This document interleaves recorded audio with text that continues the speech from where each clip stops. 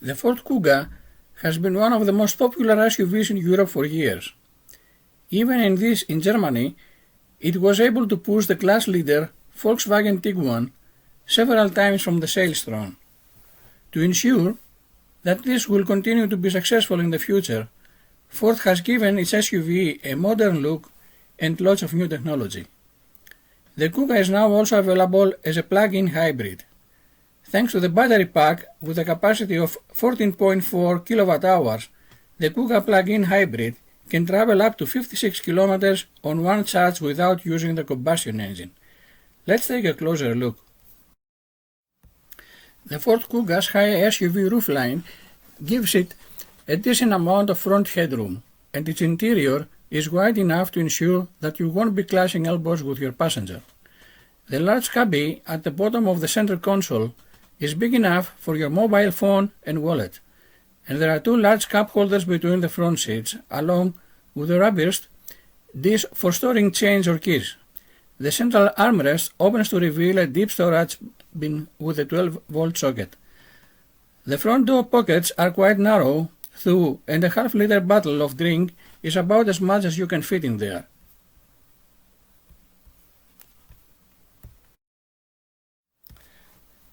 The interior of this particular Ford Kuga is not very well outfitted.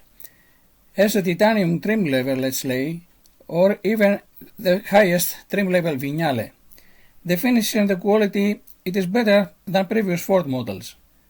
There is a lot of hard plastic materials everywhere, and really it should be better in a €40,000 car.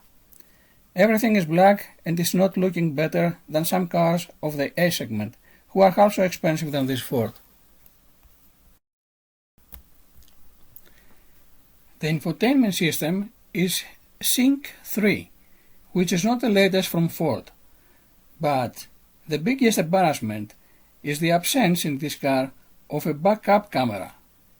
There is available, but you can get it for €1,900 extra. Amazing what Ford does in a car like this. And of course for extra money, you can get a 360-degree view, which at this price point, less expensive cars are now offering. You get an 8-inch touchscreen infotainment system on all Kuga models. It's reasonably responsive to pros, but its graphics are quite basic, and some processes, such as choosing your favorite DAB radio station, are unnecessarily convoluted. You get better touchscreens in the Kia Soprtage or the Volkswagen Tiguan, all of which offer a sharper screen and faster responses to your inputs. The Mazda CX-5 provides a more user-friendly rotary controller interface instead of relying on a touchscreen, so it's less distracting to operate on the move.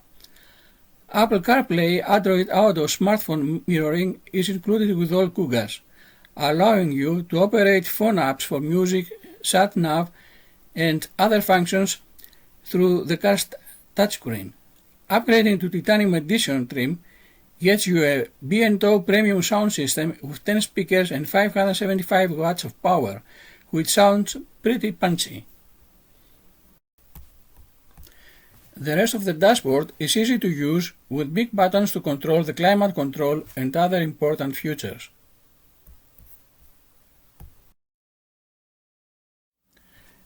The steering wheel is a heated leather steering wheel with a lot of controls on it, and behind is a very well lit and designed electronic fully digital instrument cluster, a big screen, and that is fully customizable, and it has a lot of information that you can see the metrics that you normally expect here with your trip information.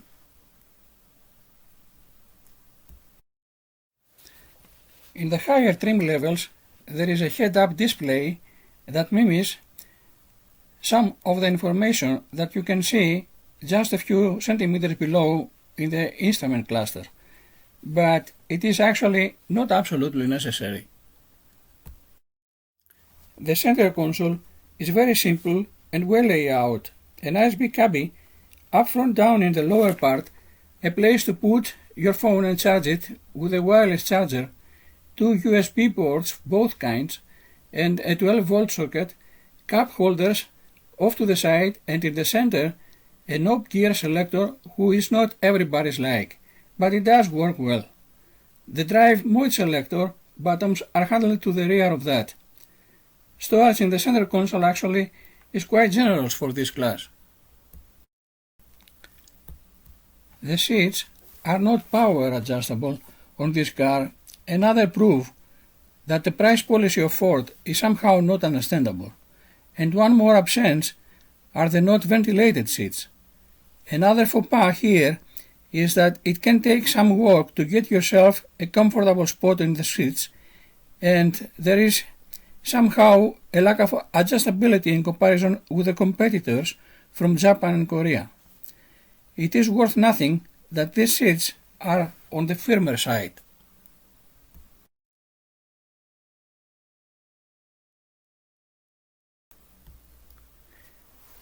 As you can see up top, this has optioned on it the panoramic sunroof, which does have an opening capability.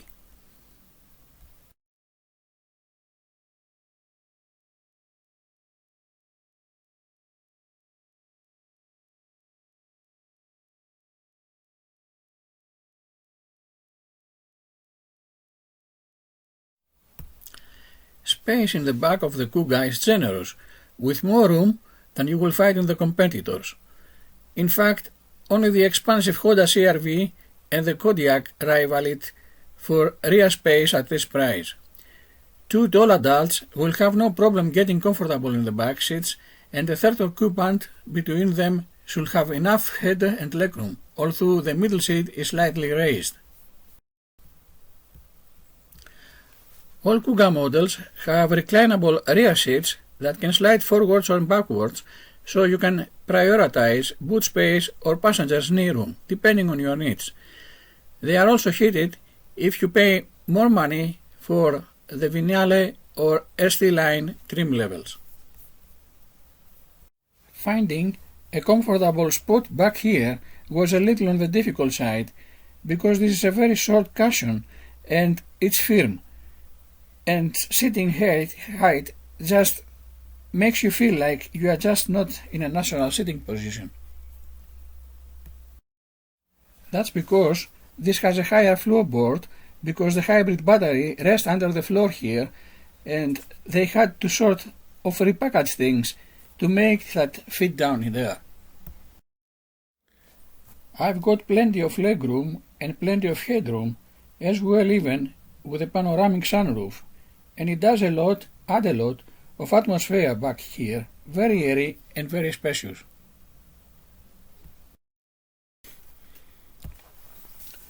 High trim levels of the Kuga, or the most of its competitors, have hands-free opening for the tailgate, but not this particular model, and the boot is only pretty average among the segment. It's going to be enough for most of the people, but the fact is too, it's smaller than that of the most competitors, such as the Honda CRV or the Kia Soprtage. You can of course slide the chairs forward to make it bigger if you need. There are sufficient tethering points if you need to tie things down, and hooks for your shopping to hang off, and a 12-volt socket. And I like the fact that you can lower the seats from the boot using these handles.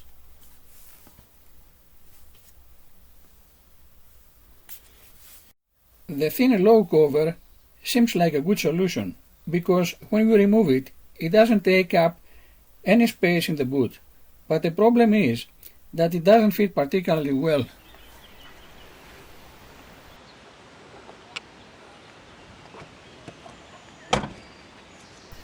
Another feature I like is that the body release, you pull this twice and then you don't have to fish around to try and unlatch it like you do on most cars. It's just ready to open, which is a nice thing. The 4-cylinder naturally aspirated petrol engine with a generous 2.5-liter displacement delivers 152 horsepower, and the electric motor develops 110 horsepower.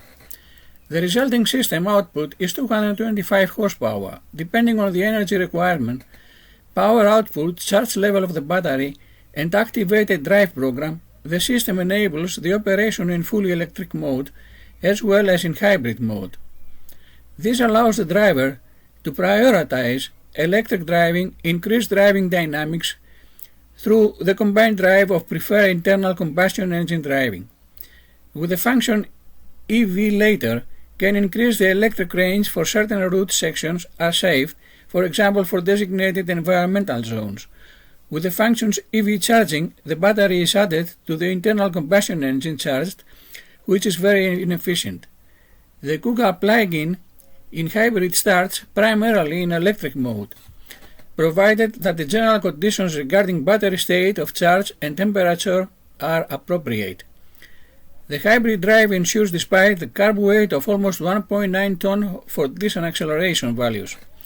Ford promises 9.2 seconds for the sprint from 0 to 100 and a top speed of 200 km an hour. In pure electric operation is a maximum speed up to 135 km an hour possible. That makes sense because on the one hand sufficient and on the other hand economical. Off-fuel can go from 60 to 100 km in 4.8 seconds and from 80 to 120 km in 5.9 seconds, if both engines provide propulsion. If the electric motor alone provides propulsion, it takes 10.5 seconds.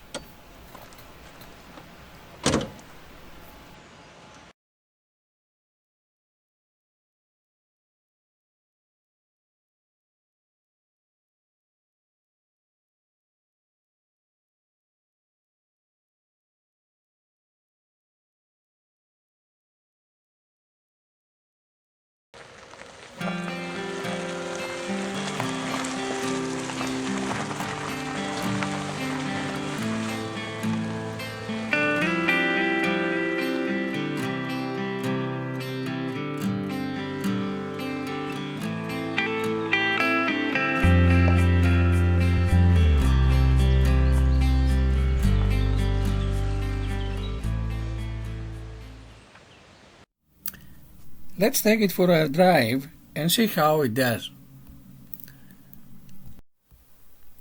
This is a tall car and in plug-in form with its extra battery pack it's quite heavy. As a result, it suffers from an obvious amount of body lean through corners, even with the sportier suspension fitted to ST line models. In this chapter, the Kuga cannot fully convince. The Ford SUV reacts noticeably to ruts and bumps in the road, and the optional 20-inch tires also have a negative effect here. However, the tires with good grip have a positive effect on self-steering behavior. The Kuga understeers relatively late, and the rear axle is also affected significantly, more directional stability than with the previously tested petrol engine. The overreacting electronic stability program is responsible for intervenes too strongly and roughly on sharp curves and can break the front wheel on the outside of the curve and easily can be blocked, and as a result of this, the Kuga will try to steer straight back into the exit lane. So the Kuga does not pass the evasion test. It would land with one dodge maneuver on the left lane into oncoming traffic. For emergency braking, from 100 km to a standstill, the Kuga needs an average of 35 meters. This is a good result. The brake can be properly dosed but requires at low speeds, however, some feeling in the right foot. When evaluating active safety, the new Kuga is doing very well only on the higher trim levels, such as the Finale. There comes standard with cruise control and all other safety limiters as well. That is active from 5 km an hour up to the maximum speed, emergency braking assistance. A lane departure warning system is also always on board. In the optional package, there will be one more cross-traffic warning for the emergency brake assistant, one blind spot warning including warning system in front of the rear crossing traffic, a downsizeness assistant and adaptive cruise control including traffic sign recognition and added traffic jam assistant. Those detected by the front camera limitations can be set in the limiter or in the spacer cruise control can be adopted. Against further charge, there is a head-up display that turns into a screen projected out of the dashboard. The steering does not convince us without restrictions. In front, especially on the highway and other well-maintained roads with long straights, the moderately perceptible middle position or the exaggeratedly sharp articulation behavior disturbs. More than with other cars, you have to constantly correct the track. The Kuga is equipped with a conventional suspension. An adaptive damper control, like that of some competitors are offering, is not available for the Ford. The suspension is tightly tuned, and especially in urban areas, bumps quite clearly come to the cabin through. Here the 18-inch tires on the test car have an effect negatively affects the absorption capacity of the suspension. As the speed increases, the chassis skillfully handles bumps in the road without reaching the level of comfort of a Volkswagen Tiguan, let's say. On the highway, short-wave bumps in particular cause unrest in the interior, but generally the Kuga offers a decent long-distance comfort. The Kuga is equipped as standard with a 2-zone automatic air conditioning. The automatic mode in 3 intensity levels are adjustable. The front seats as well as the outer rear seats are standard. Some goes for that steering wheel and windshield. Also tinted windows from the B-pillar are vinyl in the top equipment standard on board. Remarkable since now unfortunately no longer a matter of course. The outflow intensity of the air vents can be turned independently of the adjust outflow direction. Unusual for a plug-in hybrid, climatizing the interior jumps in the Kuga the petrol engine instead to get the necessary energy from the battery.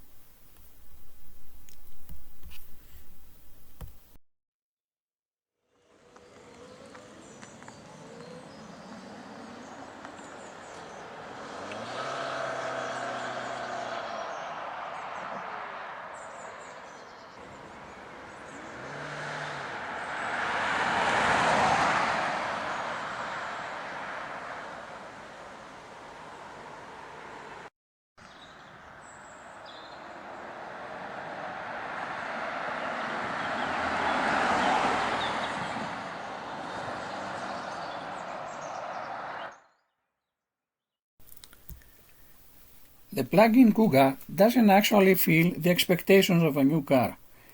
The fuel economy isn't the best in class. The poor interior quality doesn't impress. The relatively small boot and the old infotainment system, and of course the high pricing, doesn't help at all to compete against competitors such as the Kia Soprtage or the Honda CRV. Not everything new is really new.